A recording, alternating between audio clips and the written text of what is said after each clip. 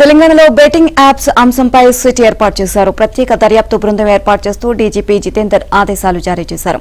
Betting apps అంశంపై విచారించేందుకు IG Ramesh ను నియమించారు. ఐజీ రమేష్ తో పాటు ఎస్పీలు సింధు శర్మ, వెంకట లక్ష్మి, అదనపు ఎస్పీ చంద్రకాంత్, శంకర్ సిట్ టీంలు ఉన్నారు.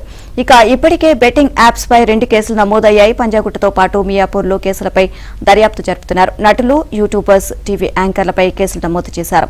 2 కేసులను సిట్ కు బదిలీ చేస్తూ ఆదేశాలు జారీ చేశారు. 3 నెలల్లోగా పూర్తిస్థాయి నివేదిక అందించాలని డీజీపీకి ఆదేశించారు.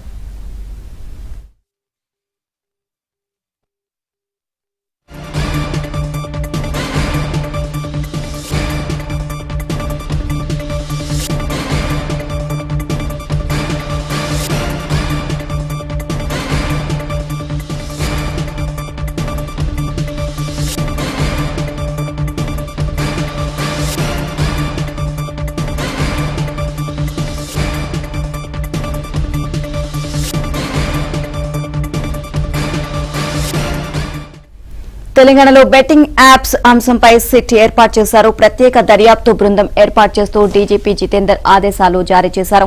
బెట్టింగ్ యాప్స్ అంశంపై విచారించేందుకు ఐజీ రమేష్ ను నియమించారు. ఐజీ రమేష్ తో పాటు ఎస్పీలు సింధు శర్మ, వెంకట లక్ష్మి, అదనపు ఎస్పీ చంద్రకాంత్, శంకర్ సిట్ టీంలో ఉన్నారు. ఇప్పటికే బెట్టింగ్ యాప్స్ పై 2 కేసులు నమోదయ్యాయి.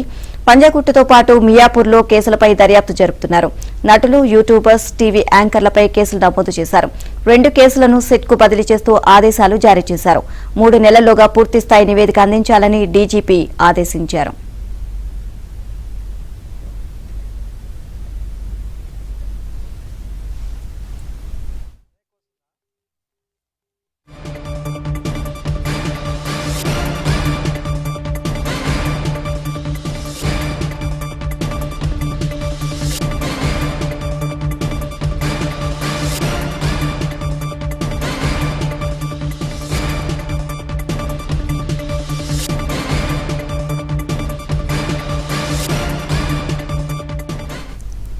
ఓవరాల్ గా అంశానికి సంబంధించి మరిన్ని అప్డేట్స్ మా క్రైమ్ కరెస్పాండెంట్ శశిని అడిగి తెలుసుకుందాం. శశి, బెట్టింగ్ యాప్స్ కేసుకు సంబంధించి ప్రత్యేక బృందాన్ని కూడా ఏర్పాటు చేసినట్లుగా తెలుస్తుంది. ఓవరాల్ గా అప్డేట్స్ ఏంటి?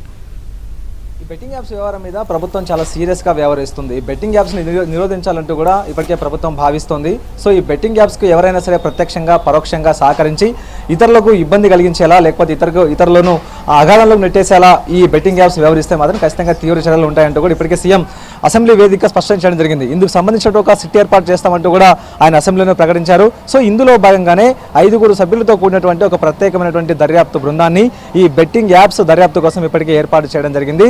ఐజీ రమేష్ నేతృత్వంలో ఈ సిట్ను ఏర్పాటు చేశారు. ఇందులో సుమారుగా 5 మంది ఈ సిట్ బృందంలో ఉన్నారు. వీరంతా కూడా ఈ బెట్టింగ్ యాప్స్కు సంబంధించినటువంటి నమోదైనటువంటి కేసుల మీద విచారణ చేయబోతున్నారు. మరోవైపు ఈ బెట్టింగ్ యాప్స్ నిరోధానికి, ఆ తర్వాత బెట్టింగ్ యాప్స్ యాక్సెస్ కాకుండా ఉండేందుకు వీలుగా ఎలాంటి చర్యలు తీసుకోవాలన్న అంశాల గురించి కూడా పలు సూచనలు కూడా ప్రభుత్వానికి ఇచ్చే అవకాశం అయితే ఉంది. సో ప్రధానంగా ఇప్పటికే ఈ బెట్టింగ్ యాప్స్ మీద 2 చోట్ల కేసులు నమోదయ్యాయి. ఒకటి హైదరాబాద్ కమిషనరేట్ పరిధిలో పంజగుట్ట పోలీస్ స్టేషన్లో ఒక కేసు నమోదైతే సైబరాబాద్ కమిషనరేట్ పరిధిలోని మియాపూర్ పోలీస్ స్టేషన్లో మరొక కేసు నమోదైంది. మియాపూర్ పోలీస్ స్టేషన్లో సుమారుగా 25 మంది మీద కేసు నమోదైంది. ఇందులో సినిమా తారలు ఉన్నారు, మరోవైపు ఇన్ఫ్లుయెన్సర్తో పాటు యూట్యూబర్స్ కూడా ఉన్నారు.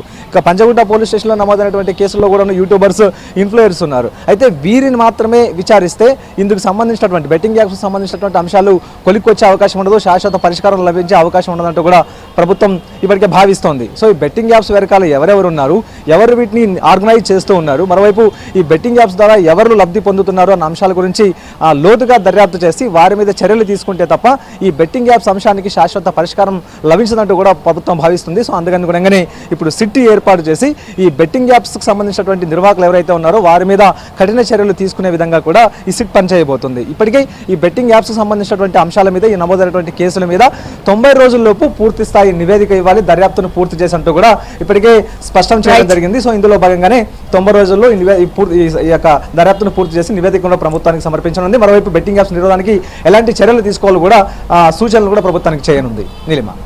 Right, thank you Shashi.